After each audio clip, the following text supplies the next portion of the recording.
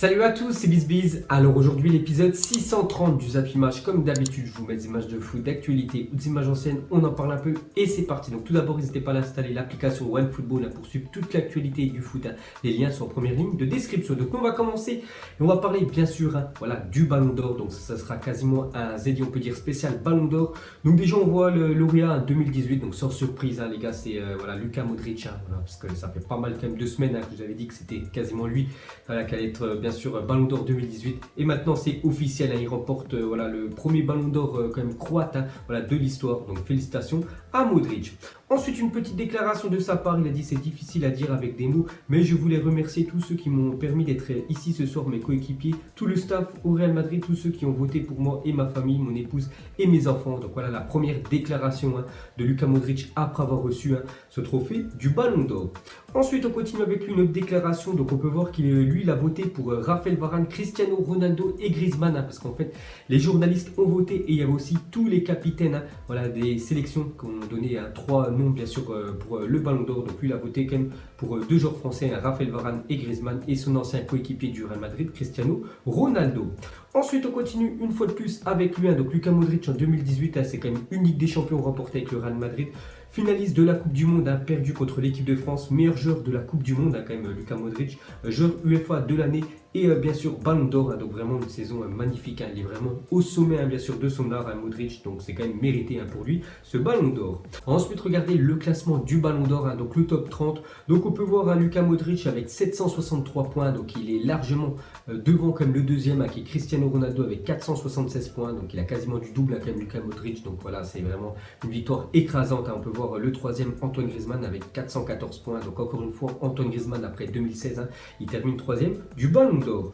Ensuite regardez la répartition des votes de chacun des journalistes désignés par France Football pour le Ballon d'Or, il y a des pépites, bonne lecture donc si vous voulez les gars, vous pouvez regarder un pays qui vous intéresse et vous pouvez voir le journaliste qui a été crédité par France Football pour donner ses 5 favoris pour le Ballon d'Or. Donc vous pouvez regarder tous les votes, donc on va pas tous les dire parce qu'il y a beaucoup bien sûr de pays, juste on va parler de quelques votes on peut dire surprenants. Donc regardez le classement de ces 4 journalistes qui ont voté pour le Ballon d'Or, donc déjà en République centrafricaine, donc on peut voir que le journaliste a mis Benzema premier, Neymar deuxième, Salah troisième, donc pas de Modric quand même dans le top 5 parce qu'il a quand même mis 4e Ronaldo et 5e Mandzukic. On peut voir en Somalie c'est Suarez, le journaliste qui a voté pour Suarez premier, Hazard deuxième, Pogba troisième, en Saint-Kitts et Nevis, je sais pas du tout où c'est, donc le journaliste a mis Neymar premier, Sergio Ramos deuxième, un joueur que j'apprécie, il mérite pas quand même d'être dans le top 5 ni dans le top 10 quand même. Ramos, Suarez 3e, Alisson Becker 4e et Agüero 5e. Et Grenade, on peut voir que c'est Agüero premier, on peut voir Kevin De Bruyne 3e, Suarez 4e et bien sûr Eden Hazard 5e. Donc ça bien sûr c'est des exceptions, sinon je sais pas si vous regardez quand même quelques matchs de football l'année dernière, mais c'est vrai que c'est plutôt surprenant leur vote. Et pour finir avec les votes d'épis, on va terminer avec le vote du journaliste de la France, donc c'était Pascal Ferré, donc lui il a mis Mbappé premier, Modric deuxième, il a même pas mis Griezmann quand même qui est français en deuxième position, donc on peut voir que Raphaël Varane il l'a mis 5e. Ensuite on revient sur Luka Modric, donc influent mais pas souvent décisif, regardez comme les stats de Luka Modric en Ligue des Champions l'année dernière et en Coupe du Monde, donc bien sûr il est influent, il est important dans le jeu mais il n'a pas été décisif on peut dire dans les gros matchs, on peut dire l'année dernière, parce qu'en Ligue des Champions 0 but, 0 passe décisive à partir des 8e de finale, donc il a été décisif on peut dire en phase de groupe, mais quand c'était match élimination directe, 0 but, 0 passe D quand même pour Luka Modric en Ligue des Champions et en Coupe du Monde à partir des 8e de finale, donc c'est 0 but, 1 passe décisive pour Luka Modric, il était élu Ballon d'Or, bon après on va pas bien sûr retenir que ça parce que c'est quand même un joueur fantastique Modric. Ensuite regardez la répartition des Ballons d'Or par club, donc on peut voir que actuellement c'est le Real Madrid et le FC Barcelone avec 11 Ballons d'Or, avec des joueurs ont remporté bien sûr quand ils portaient ce maillot, donc maintenant ils sont ex-aequo, la Juventus 3e en compagnie du Milan AC, donc voilà le top 6. Ensuite regardez le palmarès du Ballon d'Or, parce que depuis 2008 jusqu'à 2017 donc c'était soit Cristiano Ronaldo soit Lionel Messi, donc les deux extraterrestres on peut dire du football ont remporté chacun 5 Ballons d'Or, et cette année ça a changé, c'est Luka Modric qui le remporte. Ensuite pour la première fois depuis 2006 Lionel Messi n'est pas dans les 3 finalistes du Ballon d'Or. Donc c'est vrai que cette année, les gars, il a terminé quand même 5e à Lionel Messi. Donc depuis 2007, il était, on peut dire, au minimum à 3e, soit 2e ou soit premier. Bien sûr, il a remporté 5 fois ce Ballon d'Or là. Donc c'est quand même, voilà, petite, on peut dire, un coup de mou quand même pour Lionel Messi. Mais bien sûr, hein, c'est l'un des meilleurs joueurs de la planète. Et j'en suis sûr qu'il peut remporter, pourquoi pas, un 6e Ballon d'Or dans les prochaines années. Ensuite, on va parler de CR7. Donc regardez les classements de Ronaldo au Ballon d'Or sur ces 14 dernières années. Donc cette année déjà, il termine 2e. Cristiano Ronaldo qui a remporté les 2 dernières édition du Ballon d'Or. Donc on peut voir, voilà, qu'il est souvent premier ou deuxième, à part en 2010 où il était 6e, dans les années 2004-2005 où personne encore connaissait bien sûr Cristiano Ronaldo, mais il était quand même dans le top 30 du Ballon d'Or. Et depuis bien sûr une dizaine d'années, soit premier soit deuxième pour CR7. Donc cette année, ce sera pour lui la 2e position. Ensuite on continue avec les proches de Cristiano Ronaldo, furieux après sa 2e place au Ballon d'Or. Donc on peut voir, voilà, un post publié sur Instagram. C'est son meilleur ami bien sûr à CR7, donc il a dit un énorme manque de respect. Ce qui s'est passé cette année est absolument incroyable, c'est un énorme manque de respect envers celui qui a encore tout fait pour être considéré comme le meilleur enrage qu'il a. Donc on peut voir, voilà, que les proches, que ce soit son meilleur ami ou même sa sœur, qui a envoyé aussi un message très fort bien sûr à ceux qui ont voté.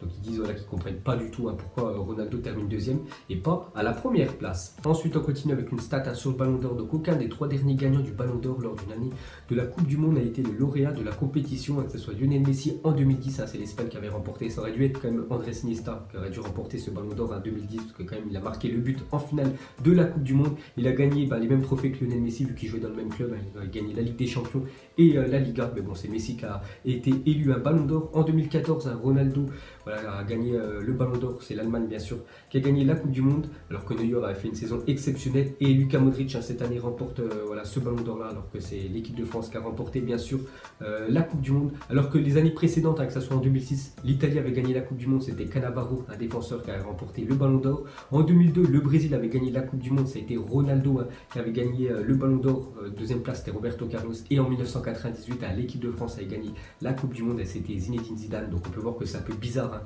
les 3 derniers lauréats, enfin lors d'une Coupe du Monde, du Ballon d'Or. Ensuite, on va parler d'Antoine Griezmann qui termine 3e au Ballon d'Or cette année. Donc il a fait une petite déclaration, il a dit qu'il ne fallait pas être à la maison les 2 jours qui ont suivi l'annonce où j'ai appris que je ne serais pas le Ballon d'Or 2018, parce qu'il avait beaucoup d'espoir quand même pour remporter ce Ballon d'Or là. C'est vrai qu'il avait tout fait, Griezmann, il a été décisif en Coupe du Monde, il avait gagné une Coupe d'Europe avec l'Atlético et voilà, il termine à 3e. Donc voilà, Griezmann vraiment déçu de ne pas remporter ce Ballon d'Or. Ensuite on continue avec lui, il a dit on n'échangerait pas la Coupe du Monde contre un Ballon d'Or. Bien sûr les gars, une Coupe du Monde les gars, c'est largement, on peut dire, supérieur qu'un Ballon d'Or. Déjà une Coupe du Monde c'est collectif et un Ballon d'Or c'est individuel. Ensuite Ballon d'Or, les tricolores abonnés aux places d'honneur. Donc depuis la victoire de Zidane en 1998, donc on peut voir que les Français, voilà, figurent souvent quand même sur le podium. Donc Zidane 2e en 2000, on peut voir Thierry Henry, pas mal de fois il était aussi sur le podium, et Griezmann en 2016 quand l'équipe de France a perdu la finale, et lui il avait perdu aussi la finale de Ligue des Champions contre le Real Madrid, il termine 3e. Et cette année pourtant il a tout gagné, il termine une fois de plus 3e. Ensuite le classement des Français, donc cette année c'est quand même voilà, une année plutôt prolifique quand même pour les Français. Bon, on a gagné la Coupe du Monde, donc on peut voir Griezmann 3e, Mbappé 4e quand même, on va parler un peu d'Mbappé après, Varane 5e, N'Golo Kanté 11e, Paul Pogba 15e, Karim Benzema 17e et Hugo Lloris 29e. Donc on voit quand même pas mal de Français dans le top 30, voilà, c'est plutôt rare quand même pour le souligner. Ensuite on va parler de, pour moi quand même, le plus gros scandale d'hier, bien sûr c'est Raphaël Varane qui termine quand même à la 7e place du Ballon d'Or. Pourtant je l'avais mis quand même en favori à Raphaël Varane, et bon, vu que c'est un défenseur, voilà, il y a un peu eu beaucoup de votes pour lui, c'est vraiment dommage. Donc voilà, il termine quand même 7e en ayant remporté quand même la Ligue des Champions et la Coupe du Monde sur la même année. Donc c'est quand même incroyable de terminer aussi loin, voilà, du podium, parce que la 7e place c'est quand même très loin pour Raphaël Varane, qui aurait pu prétendre quand même être sur le podium, surtout l'année qu'il a fait l'année dernière. Donc au 21e siècle, seuls 9 défenseurs ont terminé dans le top 10 du Ballon d'Or. Donc c'est pour vous dire, voilà, que quand tu es défenseur, pour gagner le Ballon d'Or, c'est quasiment impossible, à part en 2006 Cannavaro qui l'avait remporté, donc il a gagné la Coupe du Monde avec l'Italie. Sinon on peut voir, voilà, qu'ils sont rarement classés sur le podium.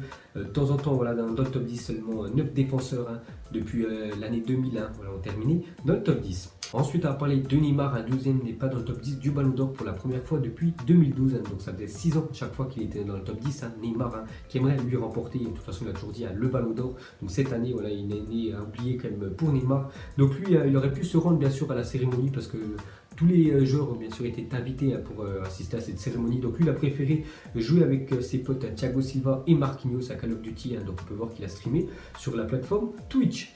Ensuite, on va parler d'un autre trophée. Donc c'est le trophée Raymond Kopa. Donc ça a désigné en fait le meilleur joueur des moins de 21 ans, donc c'est le ballon d'or, on peut dire junior, et c'est sans surprise Kylian Mbappé qui l'a remporté cette première édition, donc félicitations à Kylian. Donc on peut voir le classement, donc Kylian Mbappé 110 points devant, et largement devant quand même Christian Pulisic, le joueur du Borussia Dortmund qui termine deuxième, et Justin Kluivert qui termine troisième. On peut voir que Oussama Aouar, un autre joueur français, termine à la 8e place. Et pour finir avec Kylian Mbappé, donc il a 3 ans jour pour jour, Mbappé débutait sa carrière professionnelle, et vous avez vu quand même l'ascension qu'il a fait, parce que en décembre 2015, premier match pro, donc c'était un match de Coupe de la Ligue entre Monaco, je ne sais plus contre qui, bref c'était le premier match, on peut dire, de la carrière professionnelle à Mbappé. Ensuite France première sélection, premier but en bleu en août 2017, 7e au Ballon d'Or l'année dernière, il a été champion du monde en juillet dernier, et bien sûr cette année 4e au Ballon d'Or, seulement 19 ans pour Kylian Mbappé, donc voilà son ascension quand même fulgurante pour le jeune français. Ensuite, on va parler de Anna Egerberg, donc Olympique Lyonnais, et le premier ballon d'or féminin de l'histoire. Donc voilà, il y a aussi le premier ballon d'or féminin qui a été désigné, donc c'est une joueuse de l'OL qui l'a remporté. Et pour finir avec elle, regardez quand même ses stats sur l'année dernière, parce qu'on parle rarement quand même du football féminin. Donc en tout, elle a fait 29 matchs, 31 buts, donc ça fait plus d'un ratio d'un but par match, donc c'est quand même pas mal pour la joueuse de l'OL. Ensuite, les 3 vainqueurs de la soirée, donc Ada Egerberg, Luka Modric et Kylian Mbappé, donc c'était les 3 trophées remis hier lors de la cérémonie. Ensuite, on clôture cette page Ballon d'Or, on va parler du reste de l'actu. Donc on va commencer déjà avec le tirage au sort des demi-finales de la Ligue des Nations a été effectué. Donc il y aura Portugal-Suisse le 5 juin et Pays-Bas-Angleterre le 6 juin, et la finale sera le 9 juin. Donc n'oubliez pas que les demi-finales et la finale se disputent au Portugal. Donc voilà, les Portugais sont qualifiés, donc une belle opportunité pour eux de remporter le premier trophée de cette édition. Ensuite, officiel, l'UEFA annonce que la VAR fera son apparition en Ligue des Champions dès les 8e de finale de cette saison. Donc il n'y avait pas d'assistance vidéo lors des matchs de poule. Donc on voit qu'il y a eu encore pas mal quand même d'erreurs d'arbitrage dans pas mal de matchs. Donc on peut voir que l'assistance vidéo sera appliquée dès les 8e de finale cette année en Champions League. Ensuite, après les informations de Footy Headline, le maillot extérieur 2019-2020 du PSG sera réalisé par Jordan. Donc on sait que Air Jordan sponsorise le maillot Ligue des Champions du PSG. Donc l'année prochaine, ils vont sponsoriser le maillot extérieur en championnat du Paris Saint-Germain. Donc voilà une petite info sur le PSG. Ensuite, officiel, Mauro Icardi a été élu meilleur joueur de Serie A de la saison 2017-2018. Donc il n'y avait pas que le Ballon d'Or hier, il y avait aussi une cérémonie en Italie. On peut voir que Icardi a été élu meilleur joueur de Serie A l'année dernière. Donc félicitations au buteur argentin. Ensuite, officiel, Virgil van Dijk, Liverpool vient d'être élu joueur du mois de novembre en première ligue. Donc le mois dernier, je me souviens, c'était Aubameyang. Et pour le mois de novembre, les gars, c'est Virgil van Dijk qui a été élu meilleur joueur du championnat anglais. Donc il devra avoir une carte prochainement dans FIFA Ultimate Team monstrueuse. Ensuite, officiel, David Villa s'est engagé avec le Vissel Kobe au Japon, où il évoluera aux côtés de Luka Podolski et Andrés Iniesta. Donc il quitte la MLS pour l'ancien joueur du Barça, David Villa. Donc il rejoint bien sûr le Japon. Et bon anniversaire à lui, parce qu'aujourd'hui il fête ses 37 ans. Et on va finir ce Zap Image bien sûr avec le Ballon d'Or. Donc déjà, quelle chance d'avoir assisté sur ces 10 dernières années au plus grand duel de l'histoire du football. Donc déjà, merci Ronaldo, merci Lionel Messi, qui ont quand même remporté depuis 10 ans 5 Ballons d'Or chacun. Donc une question très simple, donc, pour vous, est-ce que c'est la fin de l'ère Cristiano Ronaldo et Lionel Messi? Est-ce que ces deux joueurs-là peuvent encore prétendre à remporter un ou plusieurs Ballons d'Or dans les années qui vont suivre, bien sûr, ce Ballon d'Or de Luka Modric. Donc vous mettrez tout ça en commentaire. Donc voilà les gars, la fin de Zap Image 630. Donc si ça vous a plu, un petit like et je vous ferai l'épisode 631 demain. Donc moi je vous laisse et je vous dis à la prochaine comme d'habitude. Ciao à tous. Donc on l'a maquillé avec des mensonges. Et que son âme est moche, plus qu'à la maquiller avec des mensonges. Je sais pas ce qui se passe dans ma tête. Parfois, je voudrais sauver la terre. Parfois, je voudrais la voir brûler. Ça va pas trop, je roule en terre. Trop de haine pour 9 mètres carrés. Tristesse, faut pas.